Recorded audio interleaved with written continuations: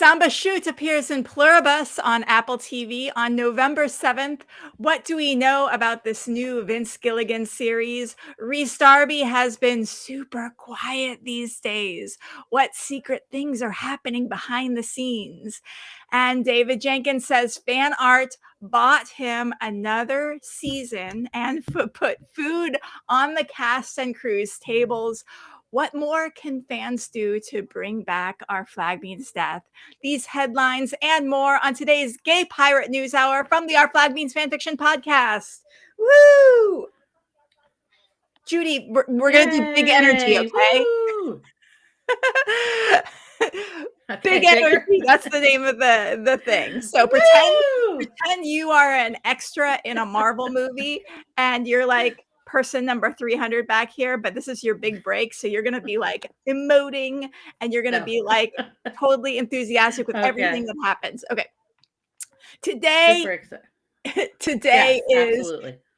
Today is November 1st, 2025. And on the episode this week, we have Judy, an actual mobster from New Jersey, who's actually being spied on by our very own CIA agent, Belle. How's that going for you? Were you aware that Belle... It's frightening. Were you aware that Belle has tapped your home? I'm worried. I can tell. I'm not surprised. It's so exciting here. I can tell that Belle has successfully tapped your apartment because there's a delay happening, and that's how you know that the CIA is onto you. So just Belle, you're listening. You're here with us. We're glad to have you. And I hope that you're doing CIA work for good and not evil. And me, I'm Carly Heath, and I am being spied on by the FBI because I have too many animals in my one-bedroom apartment right now. Let's get into fandom news. We have a lot to cover, and it's a small cast today, but that's going to make it even more intimate. So... In general fandom news, Request Our Crew has wrapped up with thousands of requests for Our Flag Means Death cast and crew at 31 different US conventions.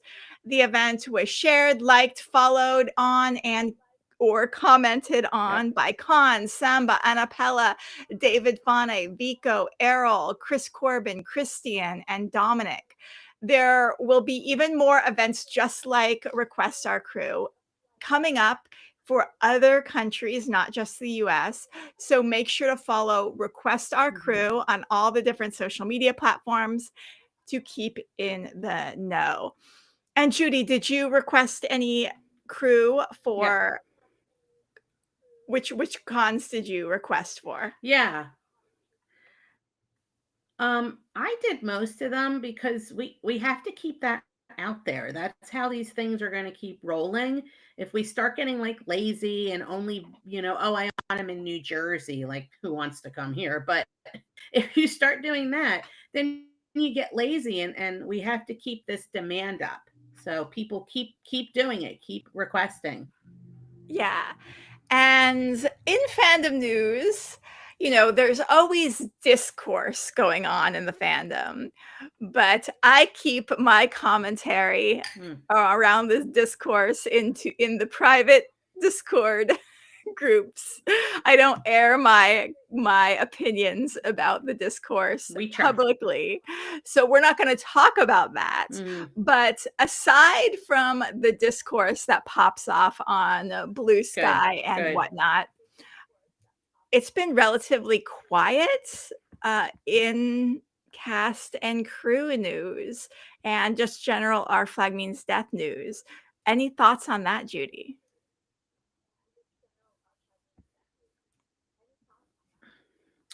I think it's the time of year. People are busy with, the upcoming holidays, the Halloween. This is the time people are trying to hustle a little bit to make some money. So I think people don't have.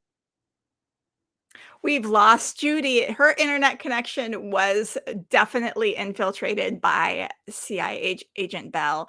So I'm going to continue on with the fandom news myself. David Jenkins. So whenever we get David Jenkins news, it's always so wholesome. So on October 15th, David Jenkins posted on Blue Sky that fan art was responsible for buying the show a second season. So if you are a fan artist, give yourself a round of applause. One, thank you for your beautiful art, because it's gorgeous every time I see new amazing art from this fandom. I'm just blown away. And it really does show that when the fans are engaged and when they do beautiful things and give it away for free, that amazing things can happen for a show. So good job. Keep doing it. And which is okay. It's bizarre though that fan art needed to be the thing that bought Our Flag Means Death a second season, because as we now know, Deadline has kind of released insight into the numbers, I guess you could say. Uh, Our Flag Means Death was in the top 3 HBO Max comedies of all time. And so this all came out because The Chair Company, which is a new HBO Max comedy, did really well. And Deadline said, quote, "It is among the top 3 comedy series premieres in HBO Max history, alongside a New York women comedy show and Our Flag Means Death." We keep on getting all this evidence that the numbers are there. And it's just mind-blowing why this one amazing show that keeps getting fan interest and gets the numbers and is highly rated has just been treated like such crap by our the company that is doing all the things, all the terrible things. And let's go to the chat and see, because I see someone has Little says, "I found Our Flag Means Death after the show had been canceled, and I was amazed about how much fanfic and fan art I found online." Yes, this is one of the fastest growing fanfic and fan art communities of any series of all time. And I agree.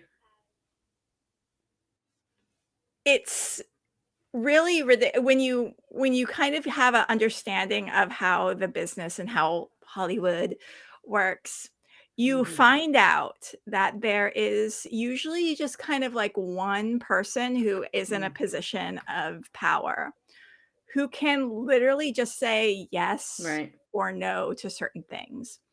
And people who get paid a lot of money often do not have they do not have good taste. People who get paid a lot by these companies, they're really good at being hustlers. They're really good at meeting the right people and saying the right things. But when it comes to nurturing creativity and knowing what's good and having good taste, they often don't. Yeah. So I think I think there's a situation where a lot of creative people are not the norm. So since this show has attracted people who are not of the norm, that makes it have so much more creativity and art. And so I think that's where we're going with that. But I also think you're absolutely right. I think most of the people who are in the total top leadership are, again, these like kind of regular, if that's the word you would use, businessmen people, and they're not interested in these quirky, niche, or creative type shows. They want shows that they can get out quickly, cheaply, and are going to absolutely be for the masses, not so much for people who have these particular diversities or interests. But the crazy thing is, though, we now have evidence that Our Flag Means Death was in the top 3 HBO Max comedy series of Yes. all time. So, not that it didn't appeal to the masses, it totally did appeal to the masses. The numbers were there. Mm. Yeah. And yet it got canceled. And there's also this problem with Yeah, but I think it's, being a queer, niche type of show. I think that had a lot to do with it. I don't think they wanted to be known as like the gay show channel. Most of their shows have queer characters, but they're side characters, or they just didn't, my opinion is they just didn't like this being like, a totally kind of diverse queer show. But that's just my opinion. Yeah.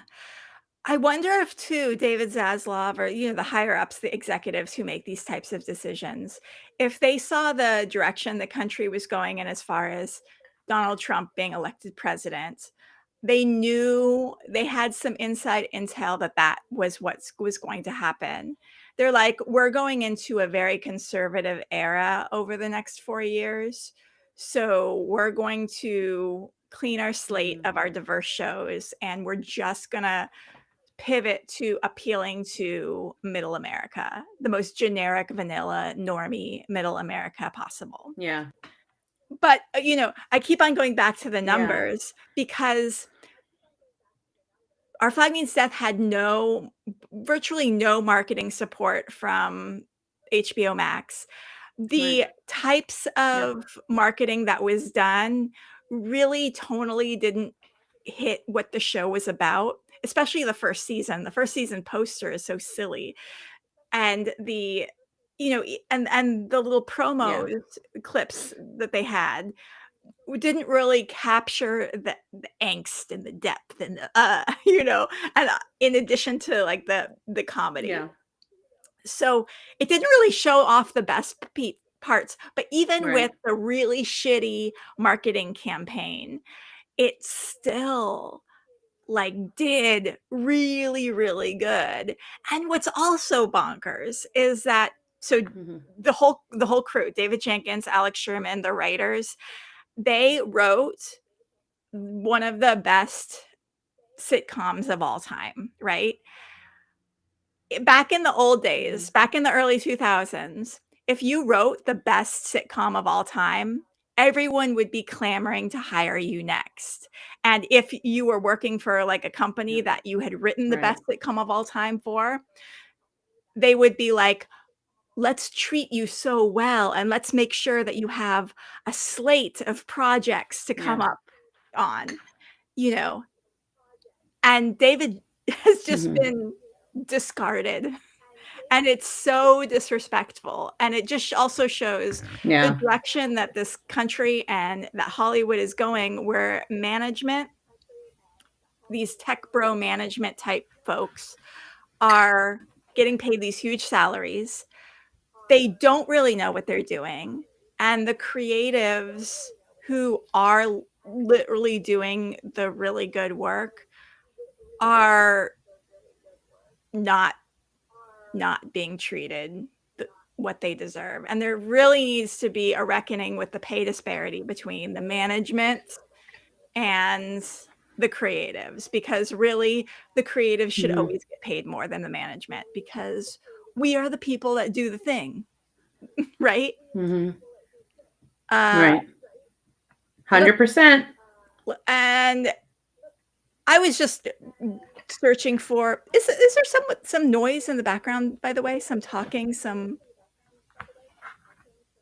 I'm hearing. Not at my house, but I can mute, but No, it's okay. I'm just hearing a little like something in the background there, but it's cool. Uh, So I've been searching for more news about David Jenkins' Booster Gold, and I saw David's manager post about the Booster Gold script, describing it as a time-traveling fraud with a heart of gold, parentheses, kinda, and I really like that description. Moving on to Rhys Darby news. Rhys Darby has been super quiet. So quiet. Like, what is he doing? What is he working on? What do we what's go he hasn't been on social media a whole lot lately. And on Threads earlier in this month, he was really kind of pissed off about the whole Sora 2 Tilly Norwood thing. And he mentioned it during his show, and the audience was just kind of like not getting it. And he realized, he posted this on Threads. He realized that maybe he might be a little bit too online if kind of like the general public isn't really paying attention to Sora 2 and AI performers and all of that. And so I think maybe that might be a little bit of the reasoning why Rhys has sort of stepped back from social media recently. Uh, of course, the Sora 2 thing it's ridiculous. It's awful. No, AI is terrible. Hey, guess what? In LA, AI is making everyone's energy bill go up by 11%. So if you're all noticing, wherever you may be in the country, that your energy bill is higher than it used to be, it is because of AI. So stop using ChatGPT. My God, stop using Sora 2. Disable all your AI things. This is terrible. No one wants it. Stop giving money to these terrible companies. And we do have to talk about Rhys and his wife on Halloween. Judy, did you see it? What were Rhys and his wife for Halloween? They were 6, Yes. 7.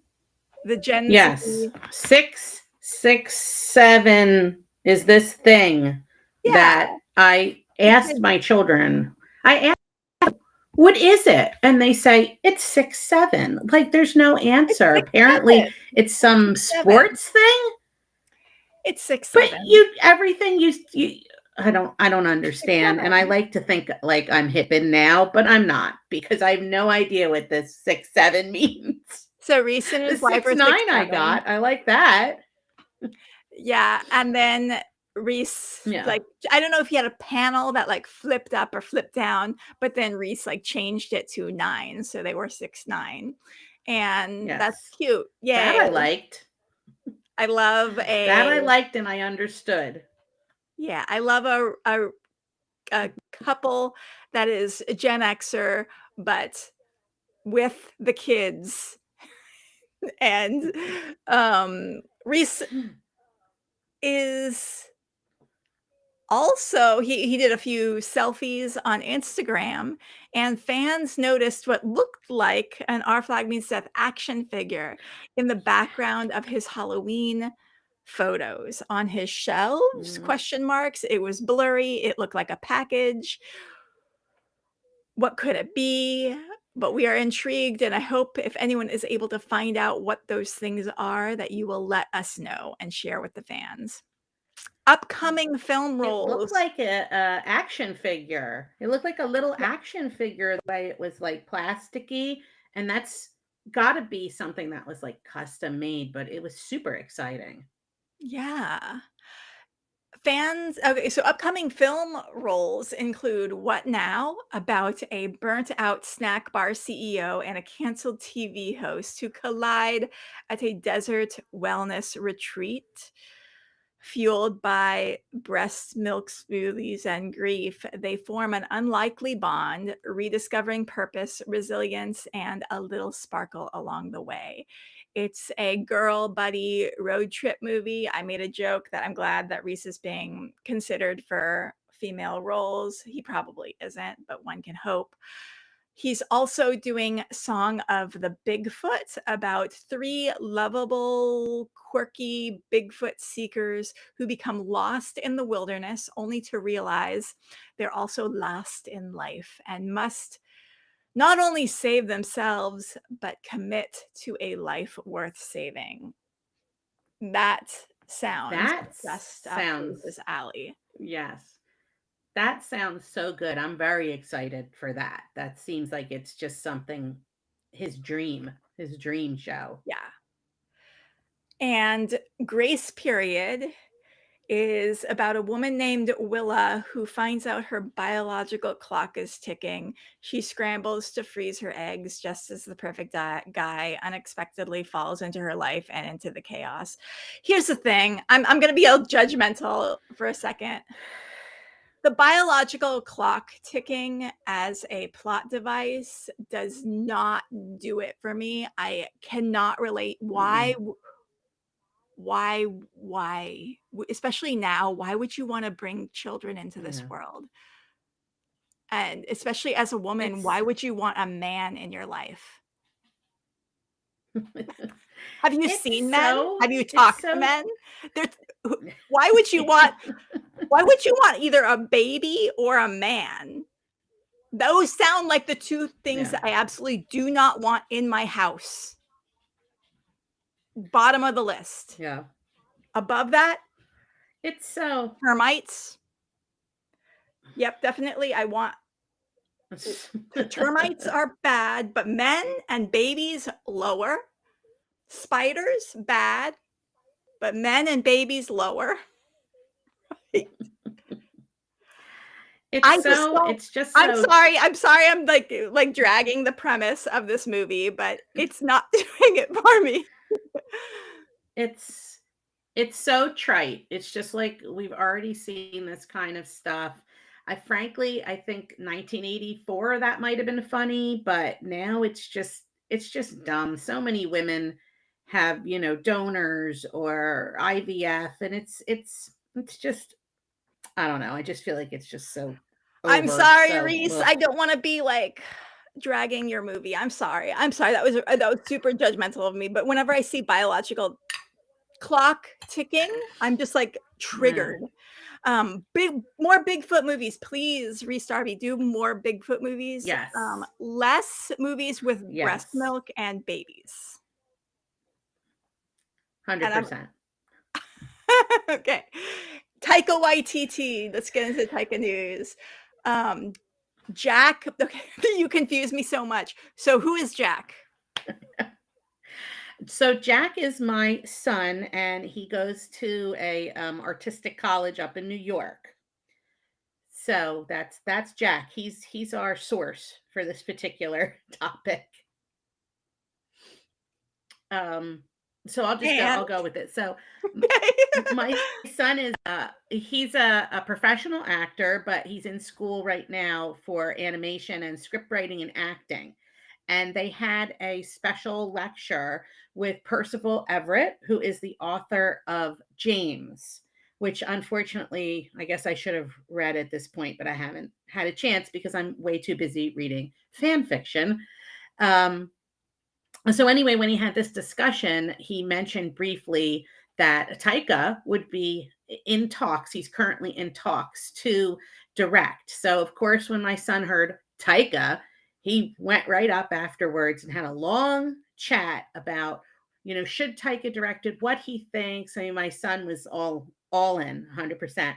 But he did say that Taika is in final discussions to direct this film, which is um, based on this book, and I believe it's going to be animated because why else was he only talking to the animation students?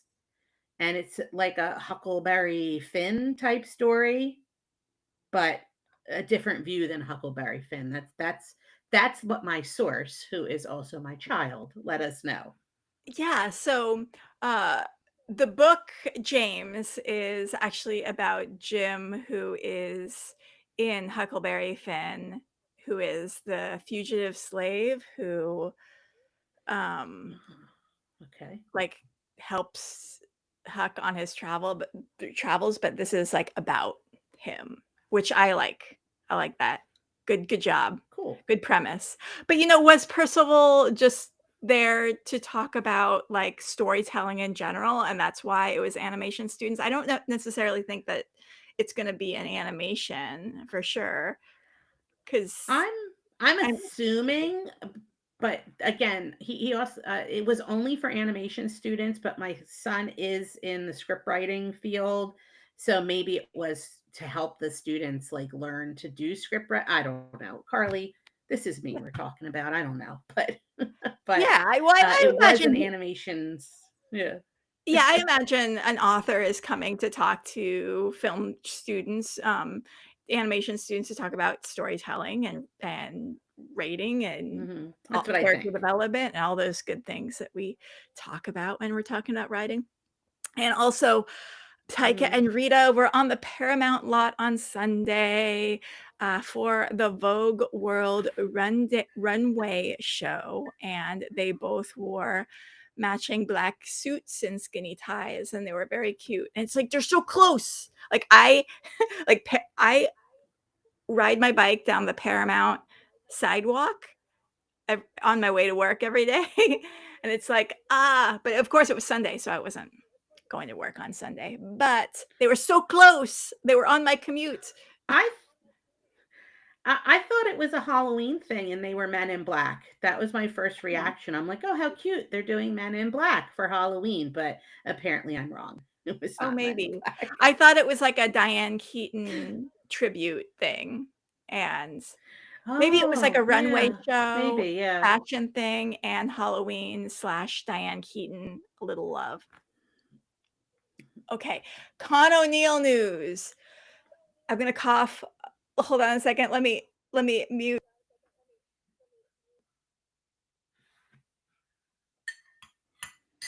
Con O'Neill news.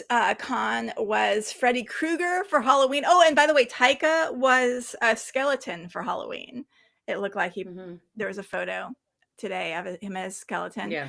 And Con O'Neill was Freddy Krueger for Halloween, and I guess the entire internet climaxed together. He posted a very slow selfie video doing a sexy face. Very.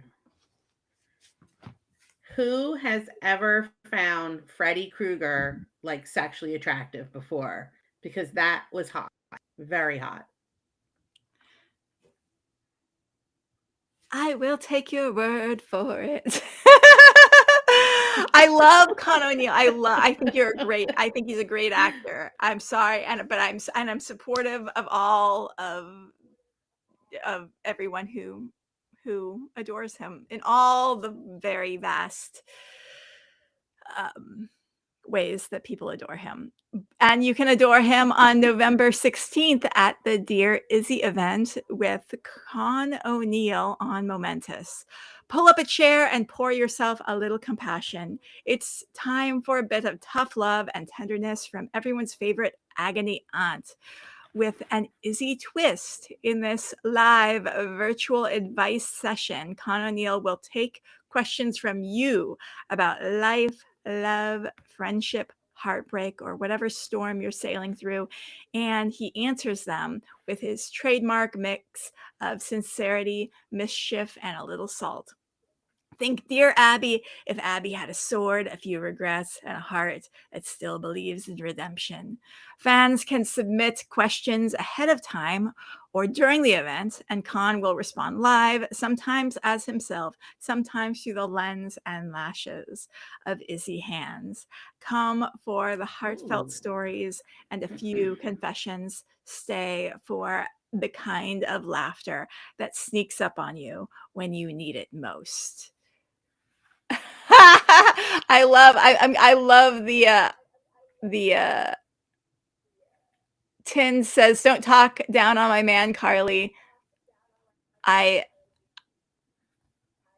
it will be a ton of fun. So, I wasn't talking down on your man. I love Con O'Neill in all the vast and various ways. It's just, I am so asexual that when anytime everyone's like, oh, he's so sexy, he's so hot, I'm like, I take your word for it. I support you. I love that you love that about him. Carly, I don't understand. I don't under you just want to be canceled again, Carly. if you're You canceling just want to me be for canceled again. if you're canceling me for being asexual, then you are aphobic and we are not friends. Just kidding, Judy. Oh, Ringo, why are you on it in the strange like what's with this name, Ringa? Tind. I don't this is so confusing to me. But Ringa, feel free to continue Ringa, what?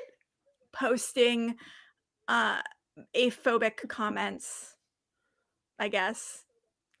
Or continue posting about why Con O'Neill is so thirsty, and explain that to me like I need help.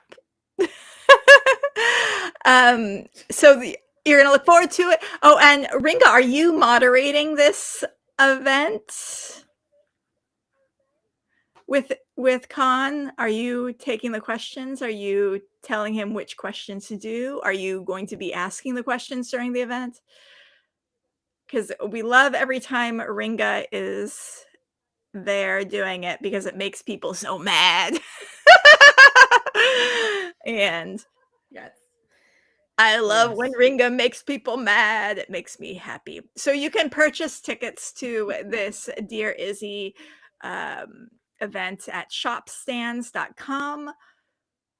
And Khan is also going to be starring in a short thriller film about online dating culture called Anon, where he plays a cab driver who hooks up with a younger man.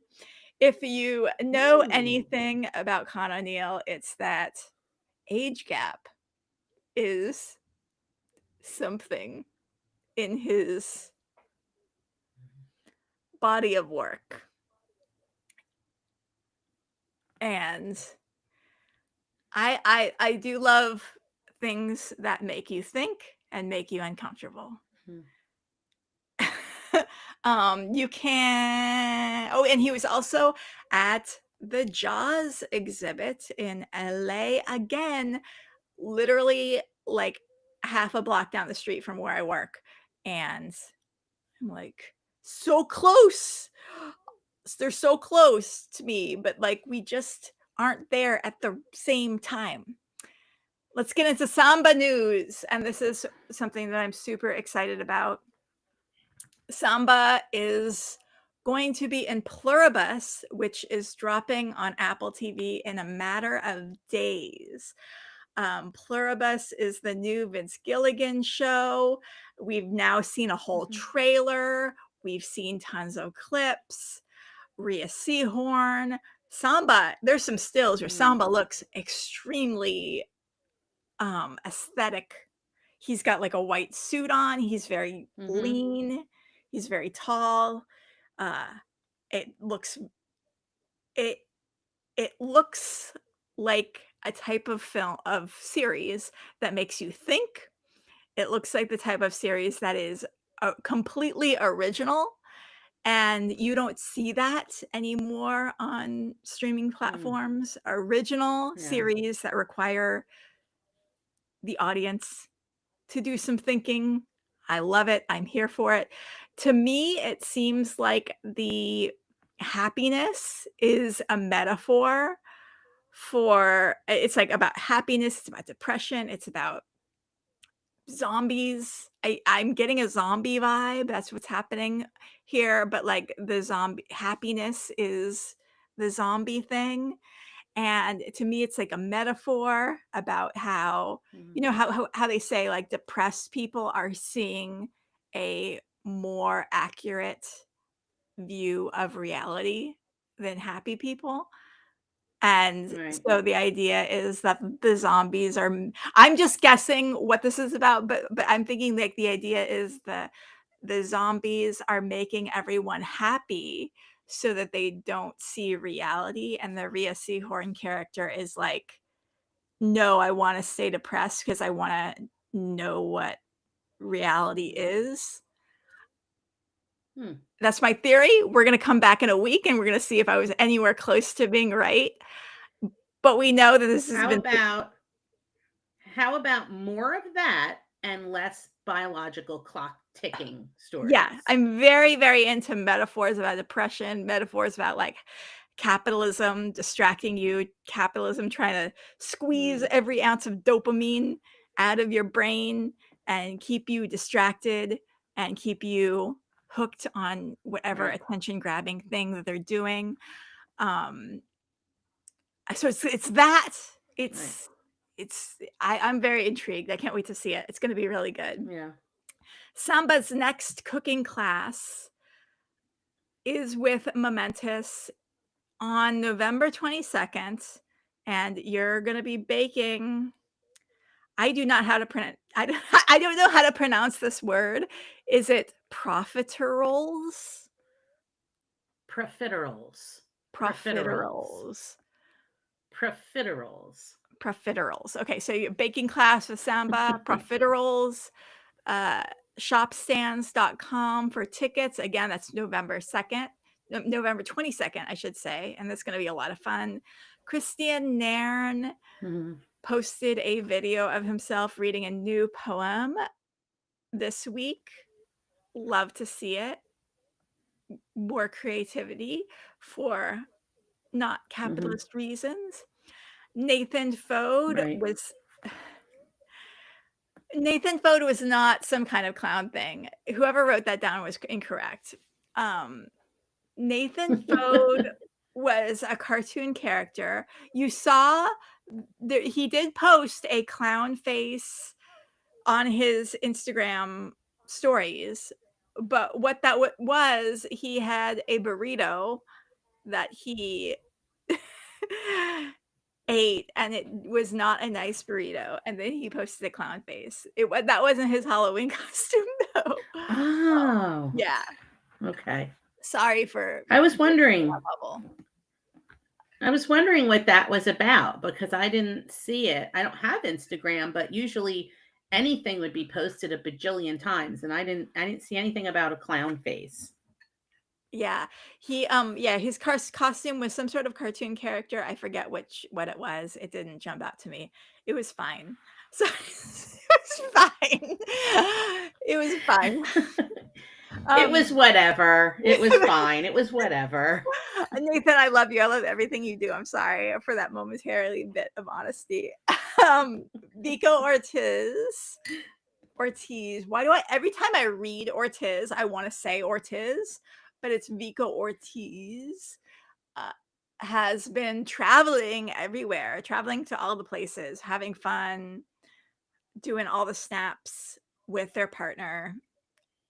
You did Mhm. get it.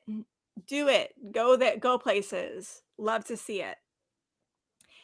David Love it. Fane Love is it. in the new Zootopia 2 as Truffler, and Truffler Yes. is a wild pig with brown fur. He wears a dark blue police uniform and a gray police vest. It, I have to say, I love Zootopia. It's Yeah, it's so good and my kids love Zootopia. So usually I'm so anti sequel, but I am yeah, looking forward to this. And now that David's in it, now I definitely am looking forward to it. So go out yeah, and see that. yeah. And Samson Kayo is very cute in a show called Wilty question mark Nope. And it's on YouTube. There's a YouTube link. We'll drop a link to it in the show notes. But it's like a question quiz game thing where he pretends to be telling a he's trying to convince people of something. Like he's like saying it's like a like I'm lying to you and you have to figure out what I'm lying about sort of thing. That's the vibe I get. And he's very adorable because it looks like he could never tell a lie in his life, and he's just, like, smiling the whole time, and he just looks Samson looks like one of those people that, like, you could never trust with a secret because they would just like giggle and then people would be like, okay. Or you could never play poker with him because he would just like everything's on the face, like he can't hide anything. And he did a screening and Q&A about F1 where he met fans and answered questions about the movie. I'm sure that was very fun. And Joel Fry is in a number of upcoming roles, including a movie called Lola and Freddie about a couple in their 40s getting divorced, having grown apart. Lola thrives in her career while Freddie dreams of screenwriting. Don't we all? And when he's hired, that's not realistic. Who gets hired to be a screenwriter? He reconnects with an ex and matures, and Freddie aligns again with what Lola wanted. So Joel is doing all these like blank and blank. So he's also in another movie called Alice and Steve with Jermaine Clement. And it's a quirky British comedy drama that follows two unlikely friends. And Matt Maher was in the movie Mastermind for about 5 minutes. Ringa says the movie is not very good, but Matt was very, very funny. And Ewan Bremner is in all the things. Like he's in a new series on Apple TV called Cold Water, about a man who moves with his family to a rural town and befriends the enigmatic neighbor, which is played by Bremner. And he's hiding dark secrets. And John's fascination with Tommy grows as his wife becomes suspicious, leading to dangerous unravelings of hidden truths and repressed angers. Sounds gay. Maybe it's not. But I have to check that out.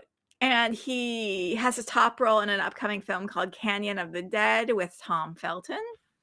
It's about two archaeologists who seek out the Canyon of the Dead, and the dead find them. And he's also in an upcoming film called Bluefish. Bluefish takes us around the globe to tell stories of people trying to break out of their bubbles of isolation. And it's really intriguing. It feels very experimental. Nat Faxon is filming Super Troopers 3 with Brian Cox right now. He's the only cast member listed on the upcoming movie You Were Once Called Queen City, which is set in Dickinson, North Dakota, which is such a weird place for a movie to be set because there's nothing in North Dakota. And yeah. And now Madeline Sammy is in Deadlock season 2, which I'm very much looking forward to, coming on July 2nd, 2026 on Amazon Prime. Next year, we have to wait a little bit. We have to wait a minute. And Annapella is still in Tina, and that has been premiering in lots of cities. So go to your local theater and request it. Sorry, my phone just rang. I just told everyone to turn off their devices, and my phone just goes ahead and rings. Very rude. Shame, Carly. Ringa, are you going to get in here and do your Ringa's Fandom News Corner, or do I have to do it for you? I'm going to go ahead and do it. And now for Ringa's Fandom News Corner. God help us all. So, all these ads that I'm going to talk about are on Blue Sky. Orders are open Monday for Year of Belonging, an Izzy-centric fan art calendar whose proceeds benefit charity.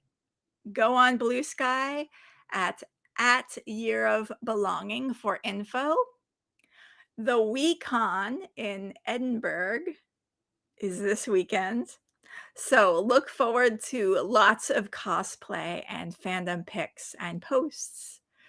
November 22nd is Calypso's birthday at Harold's Haunt in Pittsburgh. Ringa throws this party twice a year. It's a blast. Go to at Ringa Sun or at Harold's Haunt on Instagram to get info on the party. If you are in the greater Pittsburgh area, if you are on the East Coast, you want to don't miss out on that. You got to hit that. Yes. Hit that. Go to Calypso's birthday. I am going to be there. I will be there. So if you're super excited to meet me, nobody is, but if you are, I will be there. I am driving from New Jersey. I'm going the whole like 6.5 hour drive. Oh my just God. to go to Calypso's birthday. So be Oh my there. God. Be there. That's a drive. Yeah, I'm gonna hate it. Oh my God. I'm gonna hate it. I hate driving that far. Oh, But I will do it for Calypso's birthday. excellent. And fandom events, Big Bang posting starts tomorrow. So go to at OFMD Big Bang on Blue Sky to see the posts. All November, Our Flag Means Fall. It's an OFMD event for all things fall. Go to at Our Flag Means Fall for prompt lists. And all November is Fluffvember. It's a way to get all fluffy with the characters after all that kink. Go to at OFMD Fluffvember for prompts. And fic recs. Judy, you put down a fic rec. What do you rec? I do. It's called Shattered by Chaotic Reader, 1031, and what _accountants_do. I just happened upon it. I think it's been out there a while, but I love me some angst. I probably shouldn't, being that I'm bipolar and all, but I love me some dark angst. And this one has a very, very sweet, happy ending, but it's a rough read, but it's so well done. And if you haven't read Shattered and you like your angst, you need to dive into this. It's so good. I finished it in like 2 days, and I never do that. It's so good. How many words And is that's it? my rec. Oh, geez. I don't know. I can look real quick. And what's the ship again? It's Gentlebeard, of course, because that's my thing.